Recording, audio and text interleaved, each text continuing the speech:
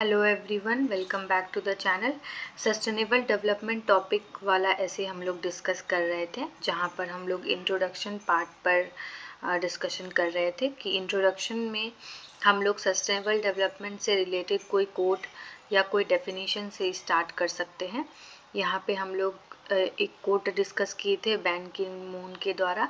कहा गया है, sustainable development is the pathway to the future we want for all. It offers a framework to generate economic growth, achieve social justice, exercise environmental stewardship and strengthen governance. तो कोई भी definition आप अपने according भी sustainable development का लिख सकते हैं। अब हम लोग मेन बॉडी पे आ जाते हैं कि क्या क्या लिखना है। तो सबसे पहले तो कंसेप्ट ऑफ सस्टेनेबल डेवलपमेंट क्या है। तो एक बेसिक डेफिनेशन जो आप सस्टेनेबल डेवलपमेंट के बारे में पढ़ते हैं वो ये है कि हम लोग को जितने भी रिसोर्सेज हैं, नेचुरल रिसोर्सेज हैं, उनका प्रॉपर यूटिलाइजेशन करना है और फ्यूचर के लिए भी उन रिसोर्स को सिक्योर करके रखना है। फ्यूचर पॉपुलेशन जो है, फ्यूचर जनरेशन जो है, उसके लिए भी हम लोग को सारे रिसोर्स को जो है सेव करके रखना है। तो ये सस्टेनेबल डेवलपमेंट का एक कंसेप्ट आप डेफिनेशन के रूप में लिख सकते हैं। उसके कंसेप्ट को आप इलेबोरेट कर सकते हैं एग्जांपल्स के साथ। एग्जांपल में आप बहुत सारे जैसे इम्पॉर्टेंट नेचुरल रिसोर्सेज जैसे वाटर के बारे में आप बता सकते हैं कि ऑलरेडी वाटर का स्कार्सिटी कितना ज़्यादा है, फ्रेश वाटर कितना कम है अर्थ पे, और फ्यूचर जनरेशन्स के लिए कितना डिफ़िकल्ट हो जाएगा फ्रेश वाटर्स एसेस करना। तो ये आप नॉर्मल डाटा के द्वारा भी बता सकते हैं। वाटर के जितने भी रिपोर्ट्स होते हैं जिसमें पोल्यूशन के बारे में, वाटर स्कार्सिटी के बारे में एक डाटा दिया जाता है, तो वो आप यहाँ पर अपने ऐसे में इंक्लूड कर सकते हैं।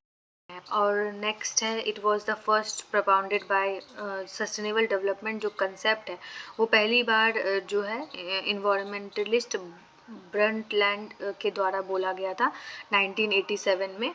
अर्थ समिट हुआ था रियो में, और वहाँ पर ये वर्ड जो है फर्स्ट टाइम ये चर्चा में आया था। फिर उसके बाद according to the report 1987 issued by Brundtland commission under the world commission on environment development. तो ये आप स्टार्ट कर सकते हैं। जैसे हम लोग जब इन सस्टेनेबल डेवलपमेंट के मीनिंग को बताने के बाद हम लोग फिर स्टार्ट करेंगे कि सस्टेनेबल डेवलपमेंट वर्ड इस तरह ओरिजिनेट हुआ और इस तरह जो है ये वर्ड का जो है स्टार्ट हुआ ब्रंटलैंड कमीशन में, वर्ल्ड कमीशन के ऑन एनवायरनमेंट एंड डेवलपमेंट के द्वारा। और फिर पूरे वर्ल्ड में सस्टेनेबल डेवलपमेंट की चर्चा शुरू हो गई और सभी कंट्रीज़ इस पर फोकस करने लगे। अब आते हैं, sustainable development is development to meet the needs of the present generation without compromising the ability of the next generation to meet their own needs. तो ये डेफिनेशन आप अपने नोटबुक में नोट कर सकते हैं। एक बेसिक सा डेफिनेशन है सस्टेनेबल डेवलपमेंट का, जिसमें एक पूरा कंसेप्ट बताया गया है कि हम लोग को प्रेजेंट नीड्स को तो अच्छे से फुलफिल करना ही है, पर हम लोग को नेक्स्ट जनरेशन के लिए भी सेव करके रखना है। तो ये आप लिख सकते हैं। इन्वायरमेंट और सस्टेनेबल डेवलपमेंट को आप अच्छे से इलेबोरेट करेंगे अपने ऐसे इन्वायरमेंटल जो डैमेज हो रहा है जिसकी वजह से सस्टेनेबल डेवलपमेंट इम्पॉर्टेंट हो गया है, वो आप कॉजेज़ बताएंगे। कॉजेज़ बहुत सिंपल है। इन्वायरमेंटल डैमेज मतलब pollution, scarcity, change of climate के वजह से जो नेचुरल रिसोर्सेज अब धीरे धीरे कम हो रहा है, फॉरेस्ट कम हो रहा है, धरती पे अब बहुत कम फॉरेस्ट रह गए हैं, जिसके वजह से जो एवरेज टेम्परेचर है वो इंक्रीज़ हो गया है। बहुत सारी चीज़ों का आप यहाँ पर एग्जाम्पल में लिख सकते हैं।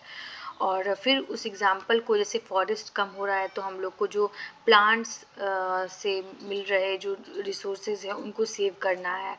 और वाटर के बारे में आप बता सकते हैं, इंडस्ट्रीज़ का पोल्यूशन वाटर में किस तरह इफ़ेक्ट कर रहा है और लोगों के हेल्थ पे भी वो इफ़ेक्ट कर रहा है। तो क्लीन वाटर कितना ज़रूरी है हम लोग के जनरेशन के लिए, और आने वाले जनरेशन के लिए भी कितना ज़रूरी है clean water, because water is the life, water के बिना लाइफ नहीं है। तो आप ये पूरा एग्जाम्पल लिखते हुए आप कॉजेज़ को एक्सप्लेन करेंगे। कंजर्वेशन ऑफ इन्वायरमेंट और बायोडाइवर्सिटी के लिए क्या क्या इनिशिएटिव लिया जा रहा है वो आप बताएंगे। कुछ प्रिंसिपल्स जो सस्टेनेबल डेवलपमेंट का है, जैसे कि 3E वाला जो कंसेप्ट है, जिसमें environment protection, ecological balance, economic efficiency ये कहा गया था। न्यूज़ में ये आर्टिकल था, तो ये आप डिस्कस कर सकते हैं।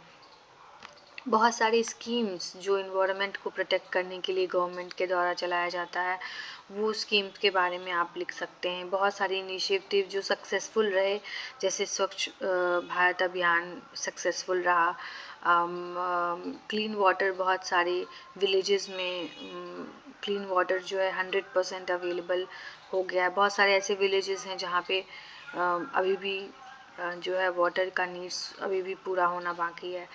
बहुत सारे ऐसे हैं जिसको क्लीन किया गया है, क्लीन वाटर वहाँ अवेलेबल है। बहुत सारे ऐसे हैं जहाँ अभी भी इनिशिएटिव लेना बाकी है। तो डाटा के रूप में भी आप बता सकते हैं, एग्जाम्पल के रूप में भी, स्कीम्स के रूप में भी आप बता सकते हैं। जितने भी सस्टेनेबल डेवलपमेंट है, सस्टेनेबल डेवलपमेंट को 1 बाय 1 आप एग्जाम्पल के साथ, और प्लस उसके लिए क्या किया जा रहा है। जैसे water, clean water and sanitation है, तो क्लीन वाटर के लिए क्या स्कीम है,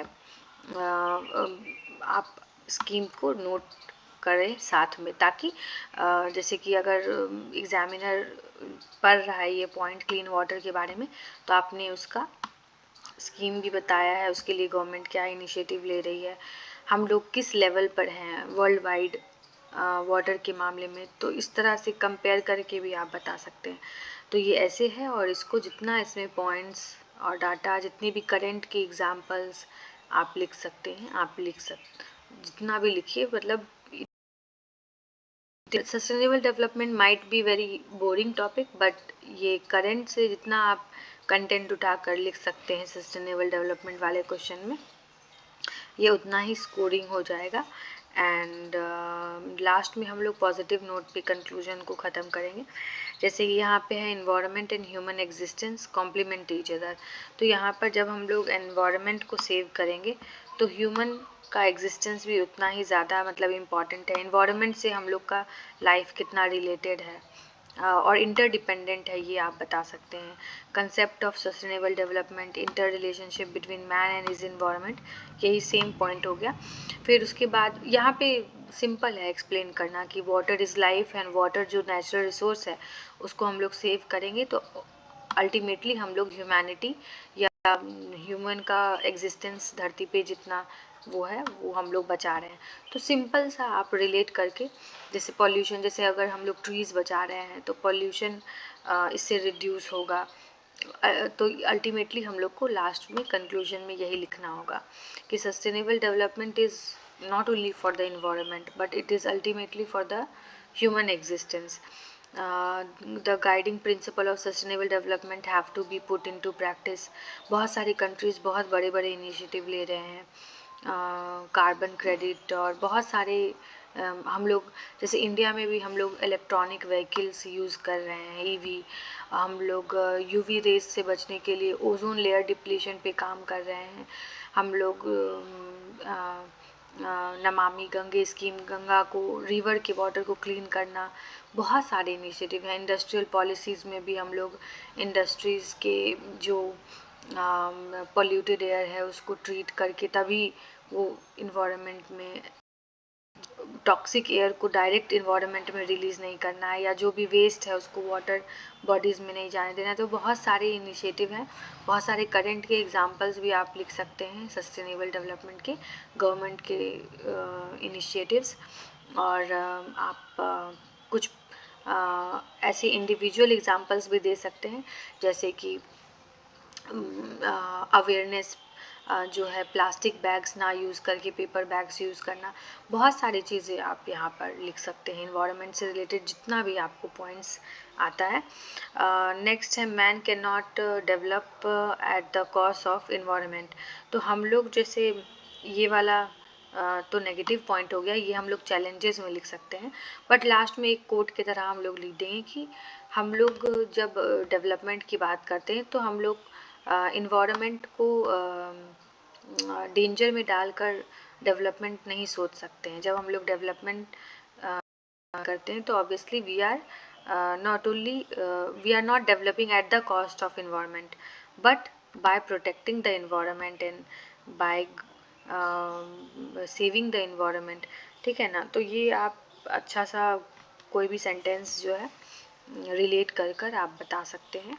और अब इस तरह के इंफ्रास्ट्रक्चर डेवलपमेंट जिसमें इन्वायरमेंट का बहुत ज़्यादा नुकसान हो, बहुत सारी करंट के एग्जांपल्स आप यहाँ कोट करेंगे, जैसे अरावलीज में जो माइनिंग हो रहा था, माइनिंग कंस्ट्रक्शन जो भी है, तो कितना नेचुरल रिसोर्सेज वहाँ है और उसको डिस्ट्रॉय कर कर हम लोग डेवलपमेंट का नहीं सोच सकते हैं। तो कुछ ऐसा आप स्टोरी बनाकर आप लिख सकते हैं जो कि एग्जामिनर को बहुत पसंद आए, और जितना करंट के एग्जांपल्स आप इंक्लूड कर सके, it is very important. And always keep reading the news articles, the Hindu editorial, keep listening, keep reading, keep remembering the points. Some datas also you can remember for the essay, which will be scoring, because it is very difficult to remember the data, right? So कुछ correct ही हम लोग को लिखना है, wrong हम लोग को नहीं लिखना है, but हम लोग को लिखना है, so it will be useful. All the reports by IUCN और वाटर का जो according to the government survey water के लिए भी जो बताया जाता है, तो हम लोग सब लिख सकते हैं। एयर क्वालिटी, अभी तो एयर पोल्यूशन बहुत न्यूज़ में है, तो एयर पोल्यूशन से रिलेटेड डाटा आते रहता है कि बहुत ज़्यादा पोल्यूटेड एयर है, किस रीजन में है, रीज़न बिहाइंड द pollution, उसको कैसे कम किया जा सकता है। So all the things you can include here in the sustainable development, and more examples, the more points, the more marks you will get. Very simple it is. Okay, and I hope you guys like the video, and if you like the video, do subscribe the channel, and we will meet with the next topic. And after watching this video, surely try to write the essay on sustainable development, so that it will be whatever you have listened, you will be able to recall and try to write कि कितना आप first time में आप कितना लिख पाते हैं, और वो लिखने के बाद देन यू सी कि इसमें और क्या ऐड ऑन किया जा सकता है। तो like that only you have to practise the ऐसे, because the first time if you are writing on any point, any topic, it will be simple only, but at least you are able to write the essay. So set the time, set 1 hour time, and then write the essay, and try to write every point which is coming in your mind in the first time while practicing. And no problem if it is not in the format of this essay which we write in the exam, but at least you are able to recall the points. So first step is start writing. All the best to all the students, and thank you very much.